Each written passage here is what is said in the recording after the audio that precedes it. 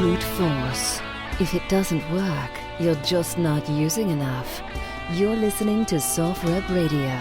Special Operations Military News and straight talk with the guys in the community.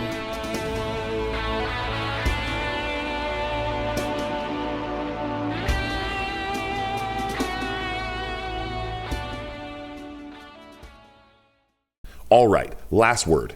You're already carrying broken dreams, bad chow, and a mission brief written by someone who thinks logistics is a mythical creature. Add 5 ounces that could literally save your skin. The Scrubba wash bag is cheap, durable, and idiot-proof. If it's good enough for Special Ops, Canadian Forces, Aussie SAS, and the 15th Operations Group, it's good enough for you and your busted-up ruck.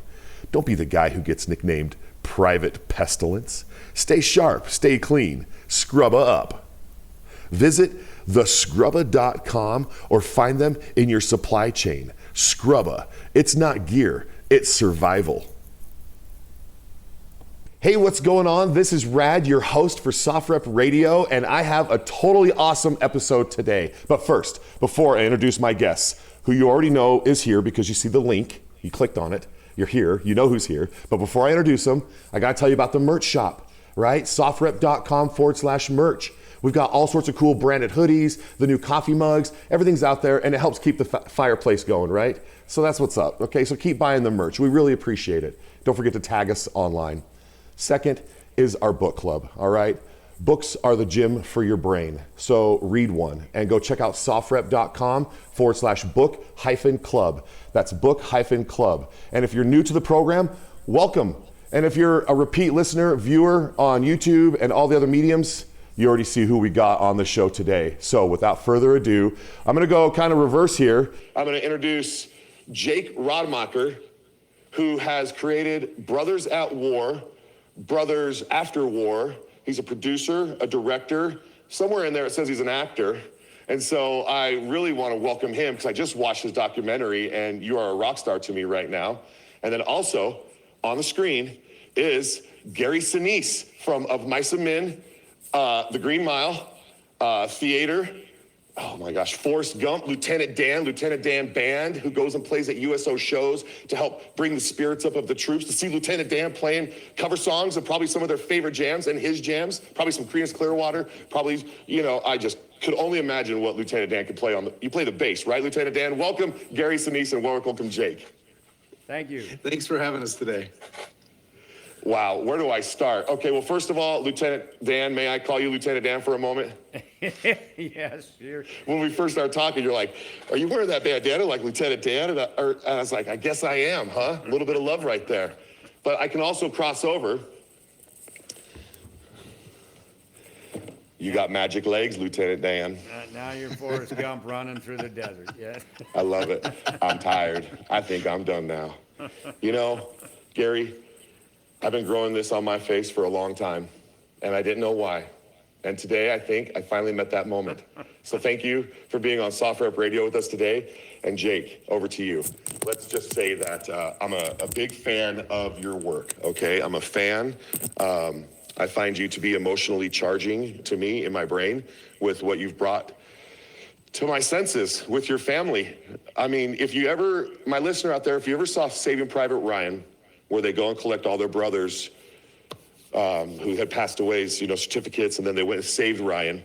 It's kind of like that to me. You gave up everything to embed in like 2005 to go to Mosul and all these different places in Iraq with your brothers who were in the military, who was like lieutenant or captain, private or private first class at the time. Holy cow, bro. Tell me about it. Well, Isaac and Joe came back from Fallujah where they were with the 82nd Airborne. And they told me the truth wasn't coming home from Iraq. So I took all the money I ever made as an actor. I got permission from the military, went back to my hometown in Decatur, Illinois, raised a bunch of money, and went to Iraq to join Isaac on his 3rd deployment there.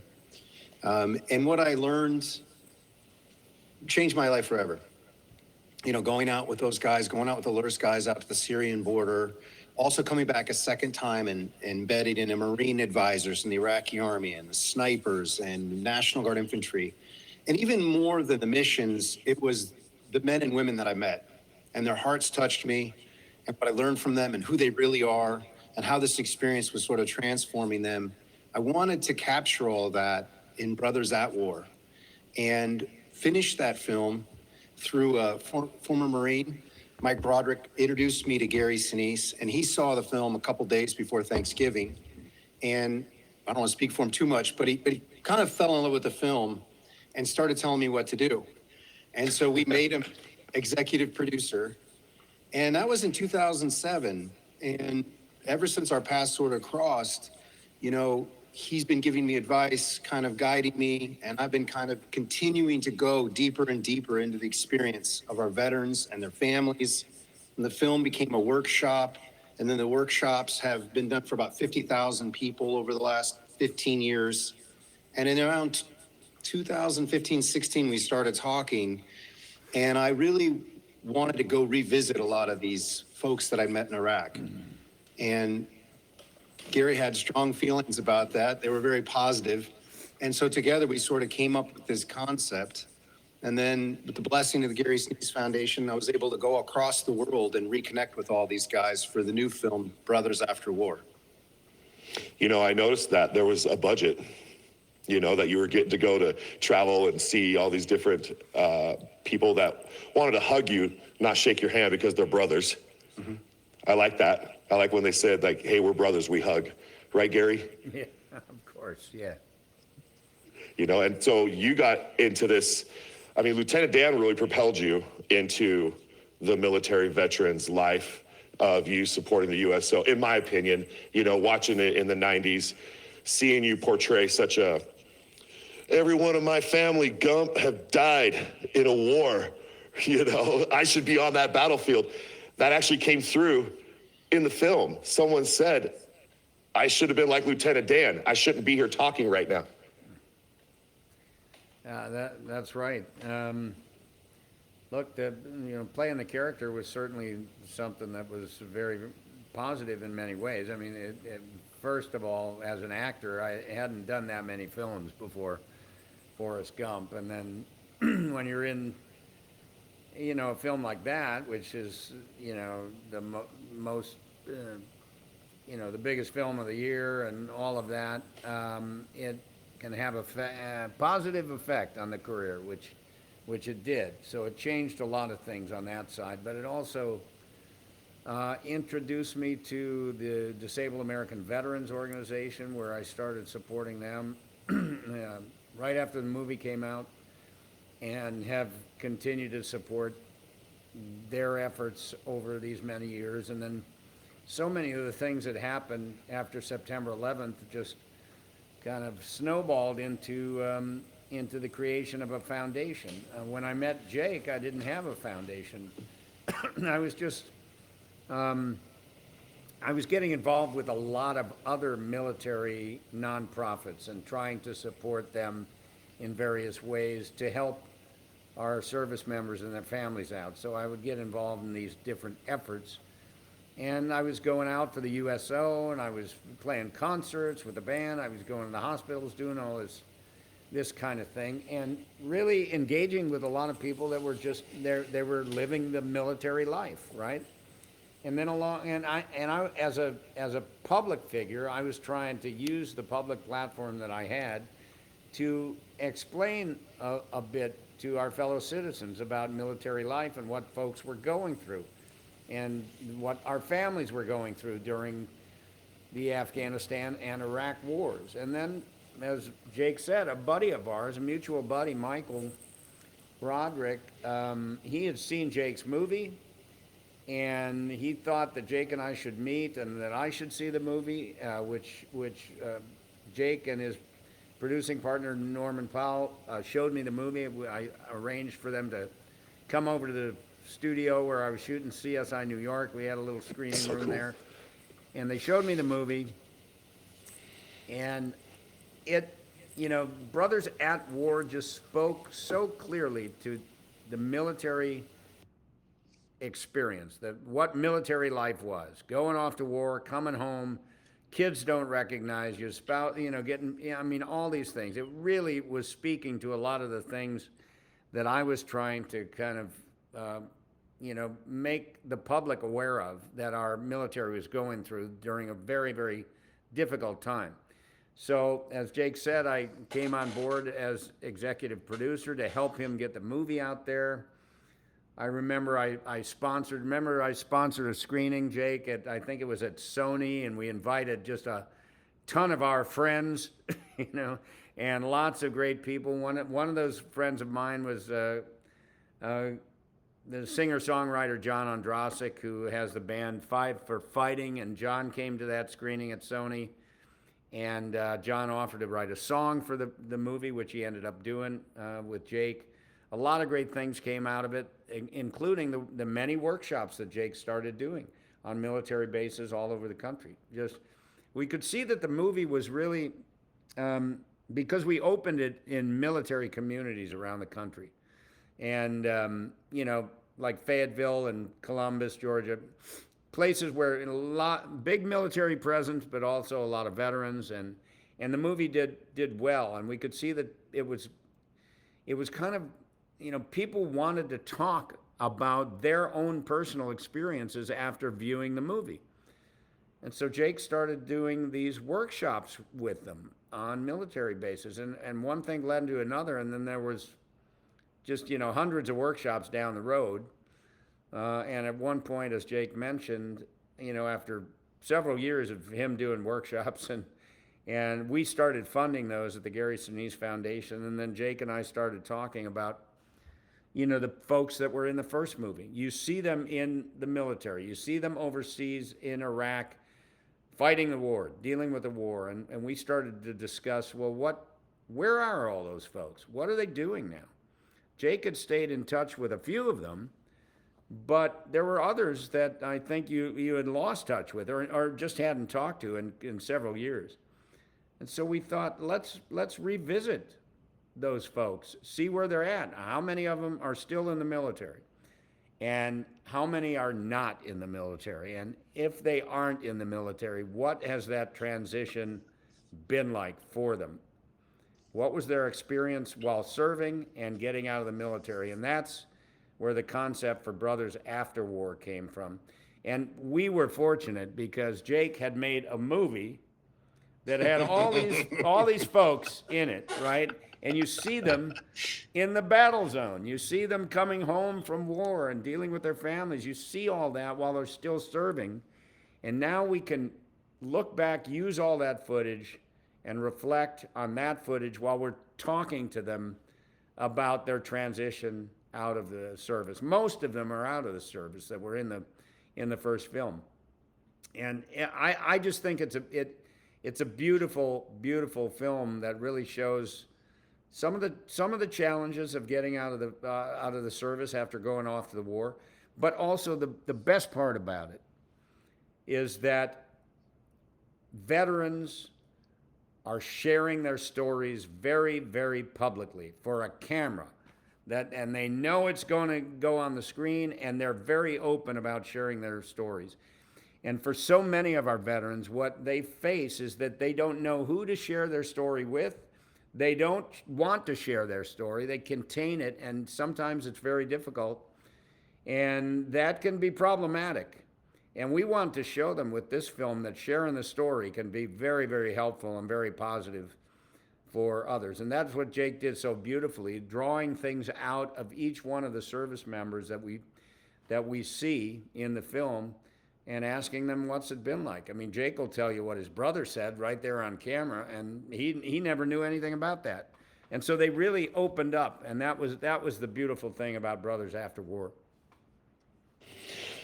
It's really emotional. I do so many interviews with veterans who have written books, pursuing acting as a career, pursuing other things to try to get a job in the civilian sector. I always ask them, how old were you when you enlisted? How long did you serve? And now what are you doing today? And your movie really kind of compartmentalizes all of that. The both of them. I'm pretty spoiled because I got to watch the first one and I got to watch your second one.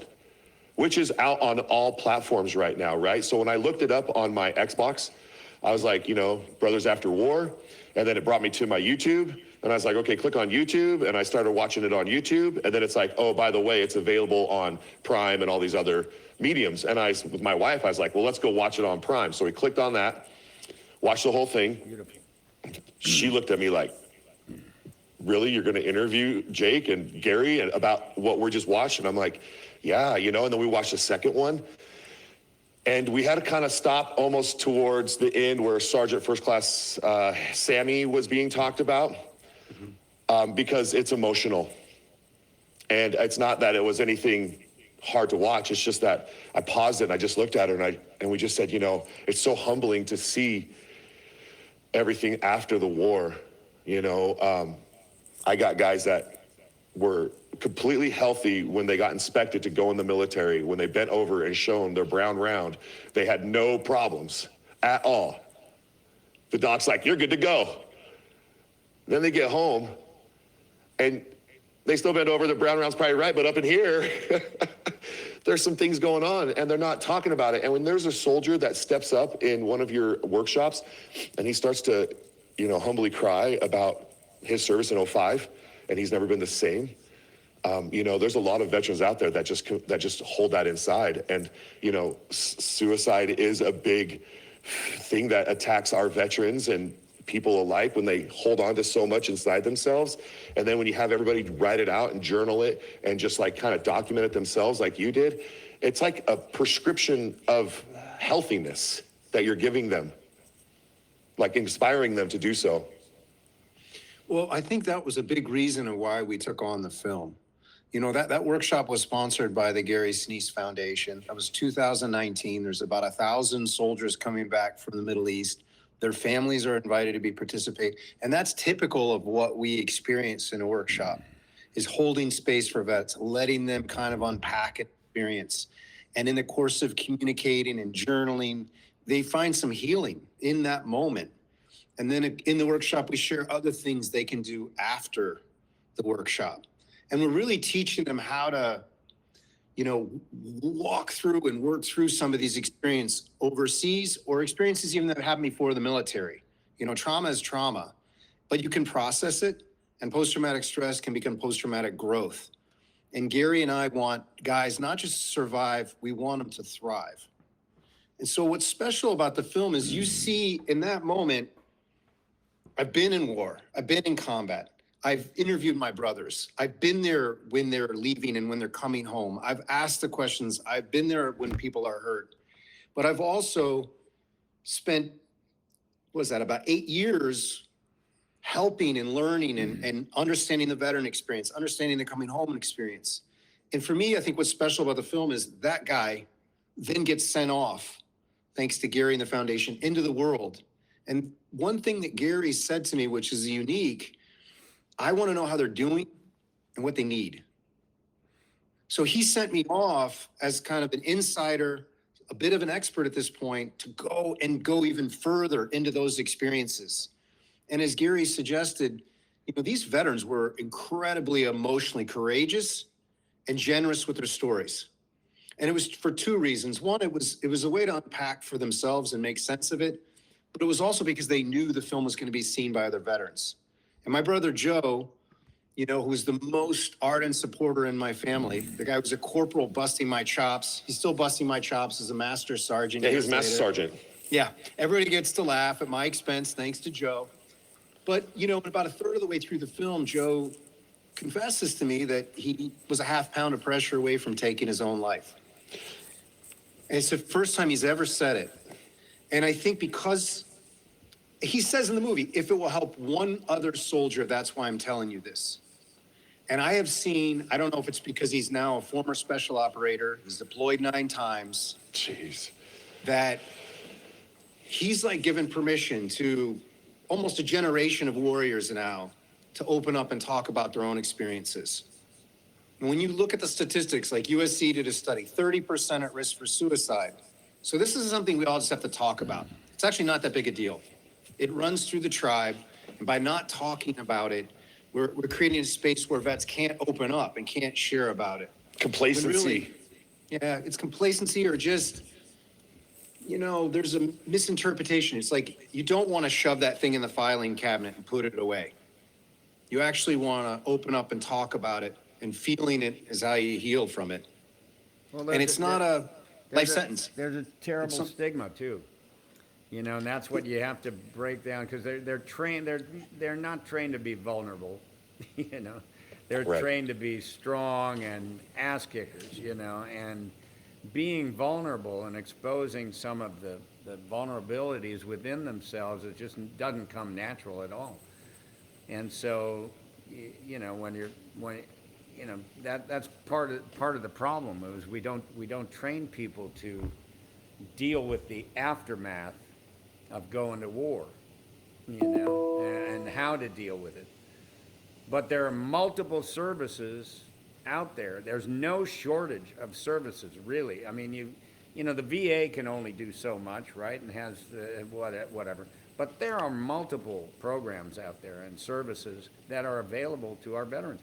I mean, our stuff at the Gary Sinise Foundation is just one little bit of what's available to veterans out there in terms of helping them, to strengthen this inner life that they're dealing with. We see the outer life, all of that. But there's an inner life that really can be destructive, and it can also be very, very strengthening. If you're healthy in here, you're going to be, you're going to be okay. And so, but they need help with that.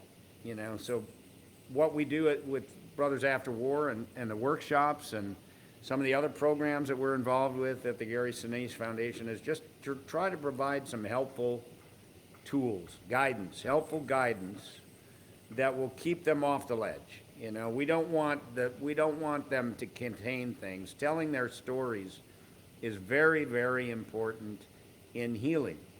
Jake's seen it a million times. Somebody said, "Oh, I was thinking about going out here and taking my gun or whatever, and then I, saw the movie, or something told me I shouldn't do that." I've had that happen with me at concerts. People write me letters after concerts and after I talk at the concerts to the service members. And I got one thing from one guy who said, "I saw your poster. I was on my way to the desert. I was going to do this. Saw your poster and I thought I should go over and see the show before I go out to the desert. And your message hit me and I didn't go." And,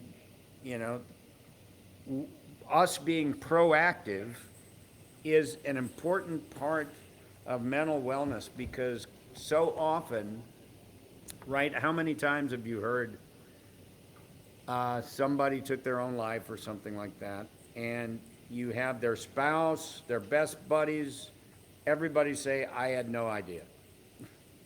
Right. There were no signs. I didn't see any signs at all. No signs whatsoever. And quite often there aren't, because that inner life, right, is just so protected and so locked in that they don't really share, So the proaction of reaching out, I've done multiple PSAs for suicide prevention and whatever. Just the multiple ways that we can get out there and let people know that, hey, you're not by yourself. Nope. There's a lot of people out there that care about you. We respect you. We want you to know these services are available to you, and we want you to know that you've got a grateful nation out there. We don't want you doing something that your family will be hurting, if you do it. Friends. Yeah, and so the more we can be proactive out there, the better. And that's what the workshops do. They're proactive. Jake doesn't know how many people are sitting in the audience who are going through tough stuff, but if he wasn't there doing the workshops and getting people to talk about things, maybe something bad would happen. So we're trying to be proactive in what we're doing with active duty, with Brothers at War, and transitioning veterans with Brothers After War. Well, that's commendable. I love it. I love the message. I've had people reach out to me late at night with demons. They hit me up through the Instagram, and I'm like, my wife's like, "Who are you talking to?" I'm like, "I'm not sure. I think I know them. I don't know if I know them, but right now I'm going to act like I am there for them." And, you don't know if you're walking that person off that ledge or not. And I just was always taught to, like, you know, help your neighbor out. My mom and dad, good people kind of attitude. And so that's the same thing, you know, all my veterans, all my people that get on the show, everybody that listens to this, you know, they all have a value and a worth, and we've all gone through trauma. And even if you, like, even Jake, you went to war, right? I consider that a veteran, you know, and you saw things, you deal with demons, you know, you're editing it. You're editing consistently. Do I want to put this in? Do I not want this in? Do I need to show this? Probably need to show this. And that might have blood involved, things like that. I mean, you know, you talking to your brother and him telling you that maybe one of his first wife or his second wife, whatnot, took him off that ledge, stopped him from, you know, that extra half pound that he was just right there. Bro's a sniper instructor, knows the trigger, knows the sensitivity against his fingertip, understands every single aspect of what he's about to do. Clearly, with a, so I'm a big believer in freedom of choice. I can't stop everything, but I can only tell somebody that you're loved. And if you want to feel loved, just hit me up and I'm here to respond back to you. And, you know, I really love how your brother opened up about that and the vulnerability that these soldiers are giving themselves, or what am I trying to say? I think that they're just opening up and just willing to shed a tear about a story. And when you see them starting to write at your workshops and they're just writing out something and they're just going and going and going and going, they all may have went to Fallujah together or Mosul or Afghanistan, but each one of them has a different thread that wove all that together. Well, you're 100% right. And like Gary said, you know, we want to proactively get in front of people. You know, another thing that's really special, frankly, and I was passionate about it, was I've been doing workshops for years. We're going to do workshops well into the future. Gary Sinise Foundation sponsoring 40 of them around the country for the next year. We got a big calendar coming up. But I love that you can go on your Xbox and find the film. And we also released it in movie theaters, and we wanted to create community with that. And a lot of us came and saw it together. But it's really nice that people can see it in their own living room, because we know that tens of thousands, if not hundreds of thousands of veterans and civilians who want to know more about our veterans, who want to have a better understanding, already have some empathy, but maybe want a deeper, richer understanding of that experience so they can, you know, we've had people already reach out and say, I've been married for 29 years. I saw the film. It helped me understand my husband better. Now imagine that. I mean, that's the beautiful thing about having the film available for people to watch in their own living rooms and to experience and to reflect and contemplate on, whether it's their own experience or their neighbor's experience or their husband's experience. And we made the film because we know the movies make tough subjects easier to talk about, and we want people to talk about their experiences. And one last thing I want to say is, you said something really important at the beginning of the interview. The film is very approachable and manageable. Even though we get into some of these tougher topics, we also have a lot of humor, and we present a very well-rounded view of our veterans. So Derek, who's mourning the loss of his friend on Memorial Day, is also throwing me out of the side of an airplane, because he's also an adrenaline junkie that looks like a Viking. And that's part of his story too, right? You know, and that goes throughout the entire film. And the film has a lot of solution and a lot of ways these veterans have navigated some of these difficulties that all veterans face to get to the next place, and has a lot of hope. And I just think that's an important thing to point out to your listeners, and something that Gary and I were very passionate about in making this film. You know, he's got veterans in his own family. I obviously do. My sister's actually actively serving. My nephew's still serving. You met him in the film. And we wanted to present these people that we know holistically, so you get to see them and see what great people they are. You know, to piggyback on the captain's daughter in the documentary, when she shed her tears after she's like, my daddy went 6 times, deployed 6 times, and she was having nightmares about him not coming home from the desert. You know, I just thought about my dad being a Green Beret, and I was just a young 10 or 11-year-old while mom watched me at home. Mom was also dad at home and took me to baseball practice. Dad was deployed for 6 to 9 months at a time and then would come home. You know, total hot deployments, you know, these special operation lifestyles. And so your brother, 82nd Airborne, you know, officer, lieutenant colonel, did he retire as a lieutenant colonel? He retired as lieutenant colonel. Dude, that's a boss, bro. You know, and to see his eyes, think about his kids when he's gone for 6 months, gone for 10 months, got to go again, it made me think about my own dad thinking those same things probably.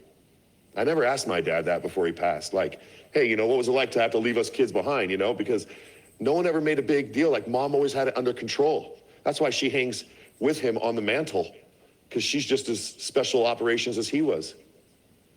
You know, so big shout out to the moms and everybody that helps and the supporting team at home, right? And I was talking to my wife about that. I said, you know, some people can't handle their husbands being gone for 6 weeks. Imagine if they were deployed. But then we said, well, they would be in the world of the military, and there would be a support group, hopefully, around those other families that needed that support. Yeah, sometimes the support's there. I have to tell you that I'm sure your dad felt that way. I've done these workshops for so long that moment from the first film when Isaac comes home and doesn't recognize, you know, his daughter doesn't recognize him, and you see that look of pain on his face, and you see him crying, you know, 15 years later when I come back to that moment, saying it takes 6 months to be dad again. I have every workshop, Impact in Your Family, there's a tough guy or two that says that was a moment I relate to. Mm-hmm. And those moments it's so important. You know, we want someone like yourself to have a conversation with their parents, or the parent to open up and say, is that how you feel? My brother didn't know that his daughter was having nightmares until I did that interview, you know, and she's not the only child that's going through that. So I think the real power of the film is that it can open up insight and conversation and give us insight into those moments. And then a final thought is just, I wanted the American people to know that that's the average sacrifice of the average father that deploys overseas. 3 million of our service members went overseas for 20 years. And all of them that were fathers had that experience, had that moment, that same pain in their chest. And that's a sacrifice and a gift they gave to the rest of us. And I feel, and I'm sure I know Gary agrees with me on this. This is why we're so passionate about doing whatever we can to kind of welcome them home and encourage our fellow citizens to look out for ways they can help. And Gary says we can never do enough, but we can always do a little bit more. And that I want to share with the American public, like, this is the experience that they're having, and this is what they're doing for all of us. I felt it. 100%. Yeah. You know, I wanted to come prepared to this with you and Gary to say that I really was into your footage and watching it and trying to understand your editing, you know, from my perspective. And I mean, we really watched them back to back. We're so blessed to have this kind of media out there where I can see something from 13 years ago or 15 years ago that you filmed. And now I can say, wait, he was just a private first class. Now he's a master sergeant sniper instructor, special operations, freaking out on his brother in the kitchen over Syria. What's up, bro? What's up? Well, you know, it's good that I have an edgy filmmaker and theater guy himself as my executive producer. So he was okay with a little conflict in the kitchen, you know. You did stir some conflict up, bro. I went to my room when she got mad. That's the name of that scene, Conflict in the Kitchen. It should be. Well, I've had so many military spouses tell me that was their favorite scene in the entire film. And I've had a lot of people tell me, oh, when that happened, I knew this film was real. You guys weren't holding anything back. And I just thought brothers. It is brothers. You know, but in a deeper sense, I think there's value in watching a guy who banged around Iraq for 3 months, debating, wrestling, having a conversation with his brothers deployed 9 times about these things that affect us all. And while it's not the main focus of the film, I didn't want to suppress the truth of these veterans and how they feel about Iraq and Afghanistan and Syria, because some of them are having some pretty strong feelings about all that. And I felt like we as a nation owe it to them to reflect back on some of the decisions that were made. And those who fail to learn from history are doomed to repeat it. So as you see, I don't feel like there's a heavy hand. We're not telling how you should think or feel or anything like that, but we do allow Chief Turner and Joe, and Chief Turner deployed 7 times, Chief Intel Officer. We allow these guys to open up on some of these conversations, some of these topics, so that you maybe can have that conversation in your own living room. And Jake, we have another interview we got to go to, but where can people download the movie? And why don't you fill everybody in? We of course want all your listeners to take a look at the movie. It's now available, and it'll be out there for a while. You know, I mean, it'll be living online for quite a while. So, but we want people to go to it. We want people to see it, and we want people to tell their friends about it. Especially if you're struggling, you know, take a look at it. There are services available. You can certainly go to the Gary Sinise Foundation if you feel like you got a buddy who's in need of some help or some services. Also, you can just see, you know, the success that people are having. You know, there's a successful story here in Brothers After War with people moving on. And that's the main thing at the end of the movie is we want people moving on and doing positive things and great things with their lives post-military service. Where can we see the movie, Jake?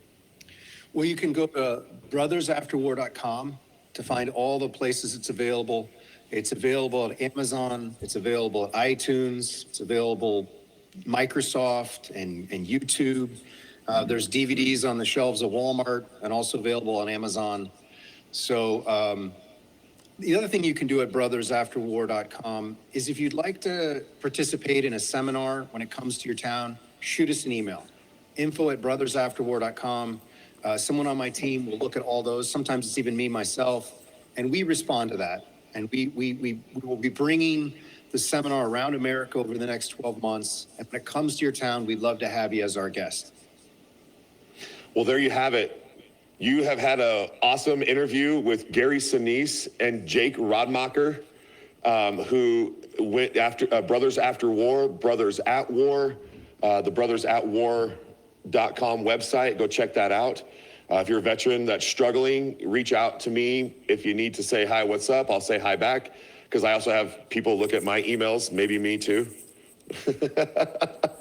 Just to put it out there.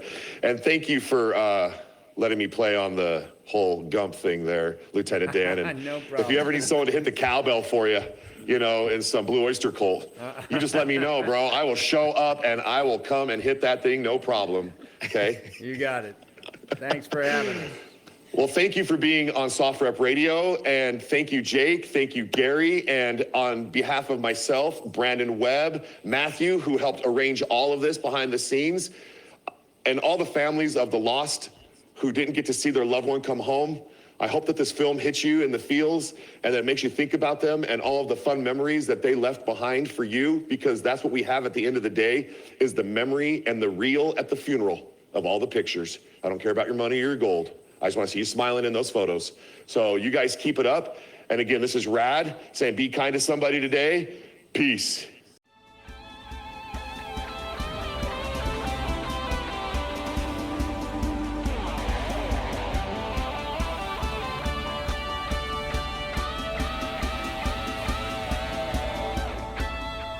You've been listening to SOFREP Radio.